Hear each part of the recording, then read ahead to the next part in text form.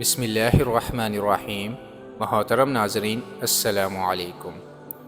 حضرت ابو ہریرہ رضی اللہ تعالی عنہ سے روایت ہے کہ رسول اللہ صلی اللہ علیہ وسلم نے ایک دن ہم لوگوں کو مخاطب کرتے ہوئے فرمایا، کون ہے جو مجھ سے سیکھ لے یہ خاص باتیں، پھر وہ ان پر عمل کرے یا دوسرے عمل کرنے والوں کو بتائے؟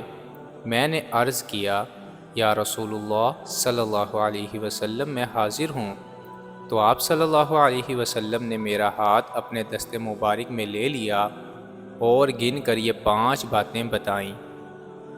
پہلی بات، جو چیز اللہ نے حرام قرار دی ہے ان سے بچو اور ان سے پورا پرہیز کرو۔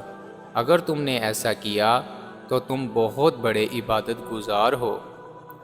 دوسری بات، آپ صلی اللہ علیہ وسلم نے یہ فرمائی کہ اللہ نے جو تمہاری قسمت میں لکھا ہے اس پر راضی اور مطمئن ہو جاؤ، اور اگر ایسا کرو گے تو تم بڑے بے نیاز اور دولت مند ہو جاؤ گے۔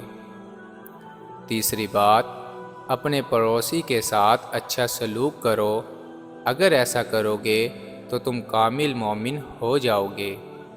چوتھی بات، جو تم اپنے لیے چاہتے ہو اور پسند کرتے ہو وہی دوسروں کے لیے بھی چاہو اور پسند کرو، اور اگر تم ایسا کرو گے تو حقیقی مسلم اور پورے مسلمان ہو جاؤ گے۔ پانچویں بات، زیادہ مت ہنسا کرو، کیونکہ زیادہ ہنسنا دل کو مردہ کر دیتا ہے۔ اللہ پاک ہمیں عمل کرنے کی توفیق عطا فرمائے، آمین۔